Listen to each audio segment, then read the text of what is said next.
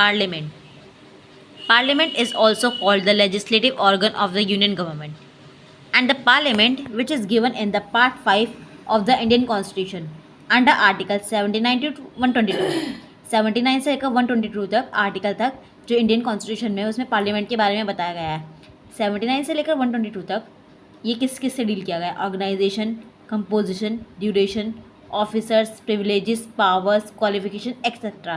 Parliament के जितने भी ये ऑर्गेनाइजेशन है, कंपोजिशन है, ड्यूरेशन है, ऑफिसर्स है, इन सब से डील किया गया है. ऑर्गेनाइजेशन का मतलब क्या होता है कि पार्लियामेंट में कौन कौन है, कितने क्या क्या मेंबर्स हैं. तो पार्लियामेंट क्या क्या कंसिस्ट करता है? प्रेसिडेंट, राज्यसभा, लोकसभा. तो ये इसका ऑर्गेनाइजेशन हो गया. और कंपोजिशन और ऑर्गेनाइजेशन में क्या डिफरेंस है? जो ऑर्गेनाइजेशन है यानी पार्लियामेंट में कितने मेंबर्स हैं, और कंपोजिशन में उनकी जो राज्यसभा में कितने मेंबर्स हैं, लोकसभा में कितने मेंबर्स हैं. प्रेसिडेंट तो एक ही होता है तो उसका तो कंपोजिशन करने की ज़रूरत नहीं है. लेकिन राज्यसभा और लोकसभा की जो सीट्स है, जो मेंबर्स है, वो काफ़ी सारे हैं. लोकसभा में 552 टोटल मेंबर्स है और राज्यसभा में 250. राज्यसभा को बहुत सारे नाम से जाना जाता है, जैसे council of states, second chamber, house of elders. और लोकसभा को house of the people, first chamber, popular house, इन सब नाम से जाना जाता है. कंपोजिशन. अब इन सब का कंपोजिशन क्या है पार्लियामेंट का? ऑर्गेनाइजेशन समझ में आ गया. 3 कंसिस्ट करता है, प्रेसिडेंट, राज्यसभा और लोकसभा. लोकसभा को लोअर हाउस बोलते हैं, राज्यसभा को अपर हाउस भी बोलते हैं. कंपोजिशन. अब कंपोजिशन क्या है? ये मतलब राज्यसभा में क्या कंपोजिशन है और लोकसभा में कितने मेंबर्स है, स्टेट से कितने रिप्रेजेंट कर रहे हैं, यूनियन टेरिटरी से कितने रिप्रेजेंट कर रहे हैं, इनका क्या क्या कंपोजिशन है. अब जो राज्यसभा है उसमें टोटल 250 मेंबर्स है. उसमें से 238 रिप्रेजेंट करता है स्टेट्स और यूनियन टेरिटरी से, ये इनडायरेक्टली इलेक्टेड होता है. और 12 प्रेसिडेंट नॉमिनेट करता है. तो राज्यसभा में क्या है? 238 indirectly elected by states and union territory and 12 are nominated by president. अब क्या है ना, एट प्रेजेंट के टाइम की बात करी जाए तो हमारा जो प्रेसिडेंट है, पार्लियामेंट है, उसमें राज्यसभा में 245 मेंबर्स है. उसमें से 229 रिप्रेजेंट करते हैं स्टेट्स को, 4 यूनियन टेरिटरीज़ को एंड 12 नॉमिनेटेड. और वो जो 12 नॉमिनेटेड है वो किस बेसिस पे है? Literature, arts, science, social services, इन बेसिस पे है. और जो राज्यसभा है उनकी जो एलोकेशन है सीट्स, मतलब कौन से सीट्स कितने राज्य से कितनी आएगी, वो 4th शेड्यूल में दी गई है इंडियन कॉन्स्टिट्यूशन के. टोटल कितने शेड्यूल्स है कमेंट सेक्शन में बताइए. अब देखेंगे हम लोग स्टेट से कितने हैं, यूनियन टेरिटरी से कितना और नॉमिनेटेड कितना है, उनका क्या क्या प्रोसीजर है. राज्यसभा में जो रिप्रेजेंटेशन ऑफ स्टेट्स है, पहला ये elected members of state legislature assembly. जो स्टेट लेजिस्लेटिव असेंबलीज़ है वहाँ से जो एमएलए होंगे, इलेक्टेड एमएलए होंगे, वो करेंगे रिप्रेजेंटेशन ऑफ स्टेट्स, मतलब एमपी वो राज्यसभा के मेंबर्स चुनेंगे. और ये कैसे, इनका जो प्रोसीजर है एक तो इनडायरेक्ट होगा, जैसे प्रेसिडेंट का होता है ना single transferable vote proportional representation, ठीक वैसे ही राज्यसभा का होगा. राज्यसभा का जो रिप्रेजेंटेशन ऑफ स्टेट्स है वो कैसे होगा? Held in accordance with system of proportional representation bye means of single transferable vote, ये आएगा. और जिसका जो सीट्स है, रिप्रेजेंटेशन ऑफ सीट्स है राज्यसभा में, वो पॉपुलेशन के बेसिस पे है. अगर ज़्यादा बड़ा स्टेट होगा, ज़्यादा पॉपुलेशन होगी तो उसमें ज़्यादा रिप्रेजेंटेशन होगा, और कम पॉपुलेशन होगी, कम स्टेट होगा, स्टेट में कम पॉपुलेशन होगी तो कम. जैसे एग्जांपल है, यूपी में सबसे ज़्यादा पॉपुलेशन है तो 31 मेंबर्स राज्यसभा के यूपी से बिलोंग करेंगे. और त्रिपुरा जैसे स्मॉल स्टेट है तो वहाँ से सिर्फ 1 ही मेंबर होगा जो राज्यसभा का होगा. और लेकिन अगर हम इसका कंपैरिजन करें लिखने के लिए एग्ज़ाम में, तो जो यूएस है, स्टेट है, उसमें इक्वल रिप्रेजेंटेशन है. वहाँ पे ऐसे प्रोपोर्शनल और टेरिटोरियल रिप्रेजेंटेशन नहीं है, वहाँ पर प्रोपोर्शनल इक्वल रिप्रेजेंटेशन है. जैसे यूएस में टोटल 50 स्टेट्स है और वहाँ पे जो सेनेट है, सेनेट राज्यसभा को सेनेट बोलते हैं यूएस में, उसमें 100 मेंबर्स है तो वो 2 मेंबर एक को, क्योंकि यहाँ पे इक्वल रिप्रेजेंटेशन है. और यहाँ पर क्या है? Proportional representation. अब रिप्रेजेंटेशन ऑफ यूनियन टेरिटरी. अब यूनियन टेरिटरी को कैसे रिप्रेजेंट करेंगे? रिप्रेजेंटेशन ऑफ स्टेट्स और representation of union territory Rajya Sabha में अलग अलग है. स्टेट्स का अलग है और यूनियन टेरिटरी का अलग है. स्टेट्स का, यूनियन टेरिटरी का क्या है? यहाँ पे indirectly elected by member of the electoral college. यहाँ पे elected members of state legislative assemblies था. यहाँ पर कैसे इलेक्ट होंगे? Members of N electoral college specially constitute for the purpose, मतलब इस पर्पस के लिए, यूनियन टेरिटरी के लिए स्पेशली कॉन्स्टिट्यूट करेंगे वो लोग, इलेक्ट होंगे इनडायरेक्टली. और ये कैसे अलग होगा? ये भी held in accordance with system of proportional representation. तो राज्यसभा है चाहे वहाँ पे स्टेट्स का हो, यूनियन टेरिटरी का हो, तो वहाँ से कैसे कनेक्ट होंगी? प्रोपोर्शनल रिप्रेजेंटेशन से, bye means of single transferable vote.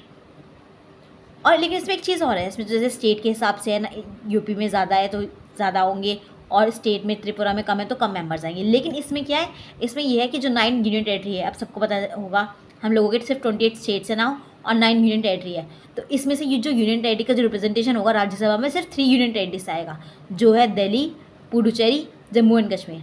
सबको पता है 2019 में जम्मू एंड कश्मीर क्या बन गया था? Union territory. और इनका रिप्रेजेंटेशन है राज्यसभा में सिर्फ 9 में से सिर्फ 3 यूनियन टेरिटरी का है। यहाँ तो सारी स्टेट्स का है रिप्रेजेंटेशन, बट यूनियन टेरिटरी में सिर्फ 3 यूनियन टेरिटरीज का है, बाकी यूनियन टेरिटरीज का नहीं है। क्यों नहीं है? क्योंकि उनकी पॉपुलेशन ही इतनी कम है कि रिप्रेजेंटेशन नहीं है यूनियन टेरिटरी का राज्यसभा में। अब नॉमिनेटेड मेंबर्स, हम लोगों ने अभी पढ़ा कि स्टेट्स का कैसा रिप्रेजेंटेशन था, यूनियन टेरिटरी का था क्या। अब नॉमिनेटेड मेंबर्स का, नॉमिनेटेड मेंबर्स क्या है? प्रेसिडेंट नॉमिनेट करता है राज्यसभा के मेंबर्स को। कितने मेंबर्स होने चाहिए? 12 मेंबर्स होने चाहिए। राज्यसभा की पॉपुलेशन कितनी है? 250। और उन अब ऐसे थोड़ी ना किसी को भी उठाकर बना देगा राज्यसभा के मेंबर्स, उसके लिए स्पेशल नॉलेज होनी चाहिए या फिर एक्सपीरियंस होना चाहिए। किस किस में? आर्ट की फील्ड में, लिटरेचर की फील्ड में, साइंस की फील्ड में और सोशल सर्विस की फील्ड में। तो ये सब नॉलेज होनी चाहिए, एक्सपीरियंस होना चाहिए। जैसे अमेरिका में ये नॉमिनेटेड मेंबर्स का सिस्टम ही नहीं है, मैरी कॉम है और ऐसे बहुत सारे लोग हैं जो नॉमिनेटेड हो रखे हैं राज्यसभा में। किसने के द्वारा? प्रेसिडेंट के द्वारा। अब हम लोगों ने पढ़ लिया है, कंपोजिशन पढ़ेंगे। अभी हम लोगों ने इससे पहले क्या पढ़ा कि स्ट्रेंथ क्या है, कंपोजिशन क्या है और ऑर्गेनाइजेशन क्या है। अब कंपोजिशन पढ़ेंगे, कंपोजिशन लोकसभा का। इससे पहले हम लोगों ने किसका कंपोजिशन पढ़ा? राज्यसभा का। अब हम किसका कंपोजिशन पढ़ेंगे? लोकसभा का। चाहे हम लोग कंपोजिशन बोलो चाहे ड्यूरेशन बोलो, बात एक ही है। अब लोकसभा में मैक्सिमम स्ट्रेंथ है 552 और प्रेजेंट है 543। अब ये जो 552 था, पहले ये था कि 530 रिप्रेजेंट करेंगे स्टेट्स को, 20 यूनियन टेरिटरीज़ को और 2 एंग्लो इंडियन होंगे। एंग्लो इंडियन बेसिकली जो पहले जो ब्रिटिशर्स थे उनके जो भी लोग वगैरह होंगे या जो उनके डिसेंडेंट्स होंगे उन्हें बोलते थे एंग्लो इंडियन। लेकिन अब तो कोई एंग्लो इंडियन रहा नहीं, काफ़ी टाइम हो गया है हमारी कंट्री को इंडिपेंडेंट हुए, तो इसको रिमूव कर दिया गया। किसके थ्रू? 104th अमेंडमेंट के थ्रू। अब क्या होगा? अब 543 है जिसमें से 530 स्टेट्स को रिप्रेजेंट करेंगे, 13 यूटी को। इससे पहले 543 से पहले 545 था, तो यहाँ पे जो 545 था ना, उनको 2 एंग्लो इंडियन थे वो, लेकिन अब वो रिमूव कर दिया गया है 104 को। इसलिए अभी अगर प्रेजेंट पूछा जाए कि लोकसभा में कितने मेंबर्स हैं तो 543 आएगा। आई होप आप लोगों को कंपोजिशन लोकसभा और राज्यसभा का क्लियर हो गया होगा। और अगर आप लोगों को कोई डाउट है या कोई चीज़ समझ नहीं आई तो let me know in the comment section. अब रिप्रेजेंटेशन ऑफ स्टेट्स क्या है इसमें? जैसे हम लोगों ने वहाँ पे पढ़ा, राज्यसभा का पढ़ा, कंपैरिजन करके पढ़ेंगे ना तो बहुत ईजी होगा। अब यहाँ पे क्या होगा? स्टेट्स में, लोकसभा में यहाँ पे डायरेक्टली इलेक्टेड होगा। हम लोगों ने राज्यसभा में क्या पढ़ा था कि इनडायरेक्टली इलेक्टेड होगा, बट राज्यसभा में क्या होगा? Directly elected by the people from territorial constituency in state. अब इसमें क्या होगा? टेरिटोरियल कॉन्स्टिट्यूएंसी से। वहाँ पे हम लोगों ने क्या पढ़ा था? वहाँ पे प्रोपोर्शनल रिप्रेजेंटेशन था और लोकसभा में टेरिटोरियल रिप्रेजेंटेशन है। ये हम लोग डिफरेंस में भी लिख सकते हैं। Election based on principle of universal adult franchise. यहाँ पे जो इलेक्शन का जो बेस होगा वो क्या होगा? यूनिवर्सल एडल्ट फ्रेंचाइज होगा। यूनिवर्सल एडल्ट फ्रेंचाइज में बेसिकली ये होता है, कोई भी इंसान बिना किसी रिलीजन के, बिना किसी डिस्क्रिमिनेशन के, चाहे वो रिलीजन पे हो, कास्ट पे हो, जेंडर पे हो, वोट दे सकता है। लेकिन उसकी जो एज होनी चाहिए वो कितनी होनी चाहिए? 18। और वो क्या होना चाहिए? इंडियन सिटीजन होना चाहिए और not disqualified by law. Law को डिस्क्वालीफाई नहीं किया गया हो। Not disqualified by law, insolvent नहीं होना चाहिए, मैड नहीं होना चाहिए, कैपेबल होना चाहिए कि वो इलेक्शन लड़ सके। तो ये सारी क्या है? ये क्वालिफिकेशंस है किसके लिए? लोकसभा के मेंबर्स के लिए। अब जो वोटिंग एज थी पहले 21 थी, लेकिन अब बाद में घटा के 18 कर दी गई थी। कौन से अमेंडमेंट के through? 61st constitutional amendment act 1988। इसके थ्रू जो वोटिंग एज थी वो 21 से 18 कर दी गई। अब हम लोगों ने रिप्रेजेंटेशन ऑफ स्टेट्स पढ़ लिया। अब representation of union territory. Representation क्या है यूनियन टेरिटरी का? Constitution prescribe parliament to prescribe the manner of choosing the representatives of union territory in Lok Sabha.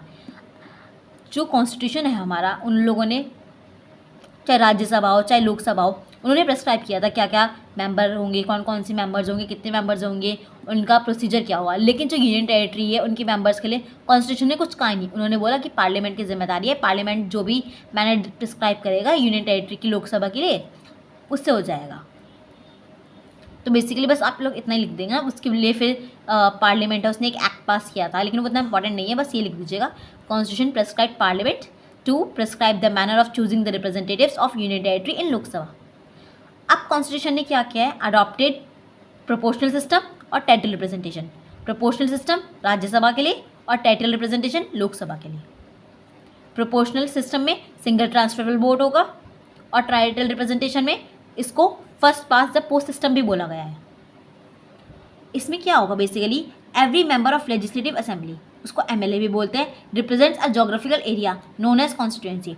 आप लोगों की जो भी एरिया होगा आप लोगों की कॉन्स्टिट्यूएंसी का, उस हिसाब से होगा। अगर ज़्यादा एरिया है, ज़्यादा बड़ा एरिया है, ज़्यादा पॉपुलेशन है तो ज़्यादा लोग आएंगे। अगर कम एरिया है, छोटी पॉपुलेशन है, छोटा एरिया है, तो वहाँ पे कम लोग आएंगे।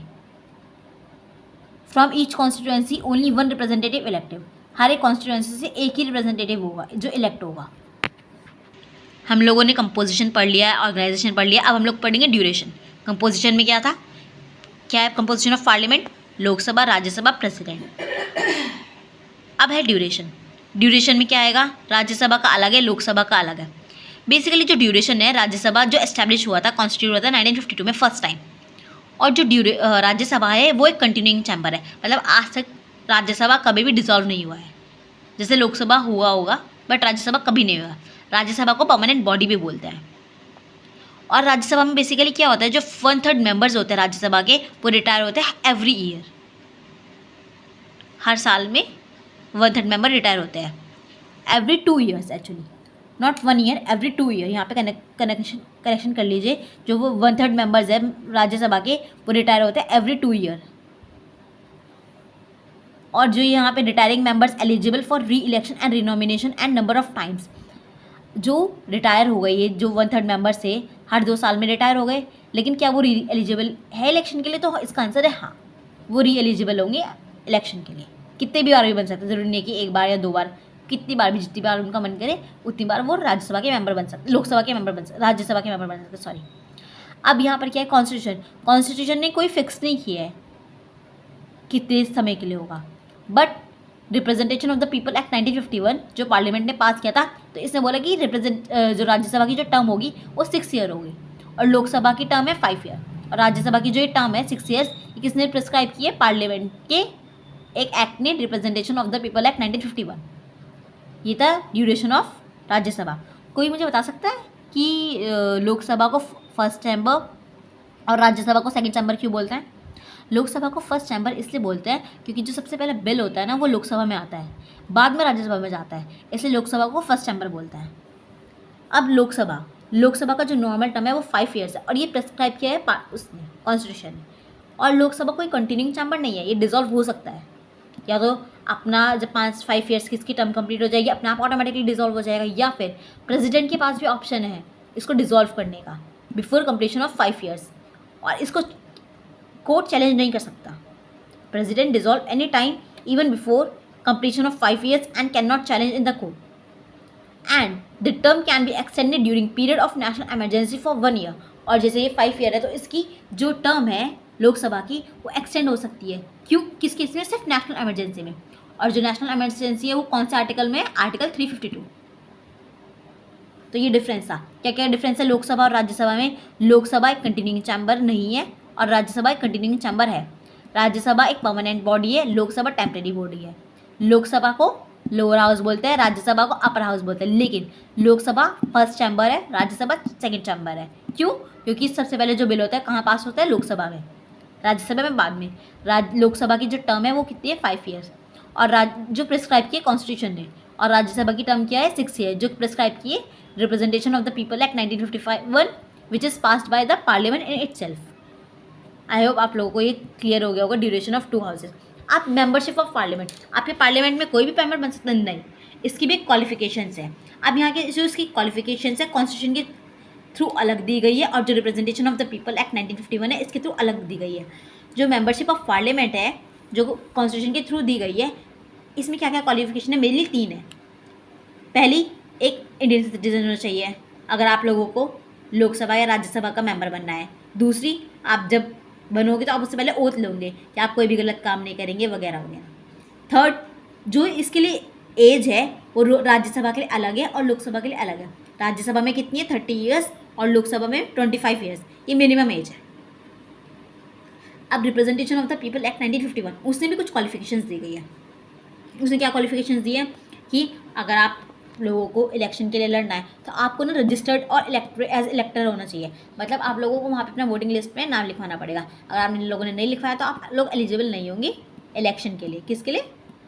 मेंबर ऑफ पार्लियामेंट के लिए। और अगर आप लोग मेंबर है SC या ST का तो आप लोगों को अपनी सीट से लड़ना होगा इलेक्शन। मतलब ये नहीं है कि SC ST का कोई आए और बोले मैं जनरल से लड़, नहीं। अगर आप SC ST से बिलोंग करते हो तो आपको अपनी सीट से लड़ना है। ये किस में दिया है? Representation of the people act 1951। ये सारी क्वालिफिकेशंस है, ये बहुत इंपॉर्टेंट है। अगर आपको जो पार्लियामेंट है उसका मेंबर बनना है, और जो मेंबरशिप ऑफ पार्लियामेंट इसको शॉर्ट में हम लोग MP भी बोलते हैं, MP। अब हम लोगों ने क्वालिफिकेशन पढ़ लिया। अब डिस्क्वालिफिकेशन क्या है? डिस्क्वालिफिकेशन जैसे हम लोगों ने पढ़ा है, क्वालिफिकेशन कॉन्स्टिट्यूशन के थ्रू अलग थी और जो रिप्रेजेंटेशन ऑफ पीपल एक्ट था उसके थ्रू अलग थी। अब कॉन्स्टिट्यूशन जो डिस्क्वालिफिकेशन है कॉन्स्टिट्यूशन के थ्रू क्या है? Hold any office of profit, कोई भी प्रॉफिट होल्ड नहीं करना चाहिए। एनी ऑफिस ऑफ प्रॉफिट ये हर किसी में डिस्क्वालिफिकेशन का है, चाहे वो प्रेसिडेंट हो चाहे कोई और हो।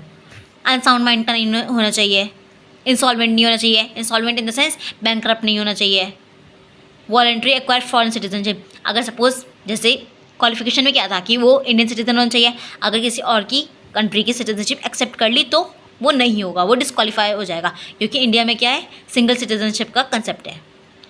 Disqualified under law made by the parliament, अगर कोई लॉ पार्लियामेंट ने बनाया है तो उसके थ्रू डिस्क्वालीफाई नहीं होना चाहिए, अदरवाइज वो मेंबर ऑफ पार्लियामेंट जो MP है वो नहीं रहेगा। अब representation of the people act 1951, इसमें क्या है basically representation of people act 1951 में इसमें क्या क्या डिस्क्वालिफिकेशंस की दिया गया है।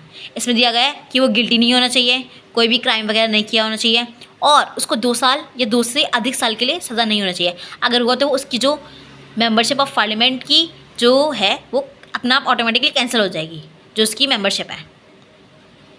और जो आप MP बने हो तो उसका इलेक्शन होगा, जाहिर सी बात है, तो उसमें जो इलेक्शंस होगा तो उसके लिए अकाउंट्स वगैरह जो आपकी एक्सपेंसेस होंगे वो सब आपको शो करने पड़ेंगे। अगर आपने नहीं किया तो आप डिस्क्वालीफाई हो जाओगे।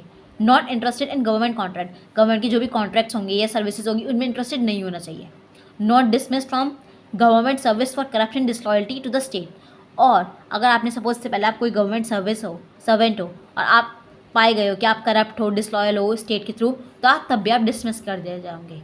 नो ऑफेंस ऑफ ब्राइबरी, आप ब्राइबरी करते हुए लेते हुए नहीं पकड़ने चाहिए। और not doing such crimes such as untouchability, dowry और सती, और आप इस तरह के क्राइम्स भी नहीं करने चाहिए। अनटचेबिलिटी, डाउरी, सती, अगर किसी ने पाल लिया कि कोई MP है वो डाउरी ले रहा है या फिर सती परफॉर्म कर रहा है या फिर अनटचेबिलिटी जैसी थिंग्स में विश्वास रखता है, तो क्या होगा, उसकी जो क्वालिफिकेशन होगी वो डिस्क्वालिफिकेशन हो जाएगा, उसकी जो मेंबरशिप है उसे छीन ली जाएगी। ये सारी डिस्क्वालिफिकेशन थी, ये जो डिस्क्वालिफिकेशन थी वो representation of the people act में दी थी और ये वाली कॉन्स्टिट्यूशन के थ्रू दी गई थी। अभी आज हम लोगों ने क्या पढ़ा? आज हम लोगों ने क्या पढ़ा? पार्लियामेंट में देखा हमने इस लोगों ने कि पार्लियामेंट 5 में दिया गया, उसके सेक्शंस देखे, पार्लियामेंट का कंपोजिशन देखा, फिर उसका ऑर्गेनाइजेशन देखा, उसके बाद क्या देखा हम लोगों ने? उसकी ड्यूरेशन। कंपोजिशन में क्या डिफरेंस है कि पार्लियामेंट क्या क्या कंसिस्ट करता है, लोकसभा, राज्यसभा और प्रेसिडेंट। कंपोजिशन में क्या देखा? लोकसभा का अलग है, राज्यसभा का अलग है। लोकसभा में कितने मेंबर्स हैं? 552, और राज्यसभा में 250। प्रेजेंट कुछ और है।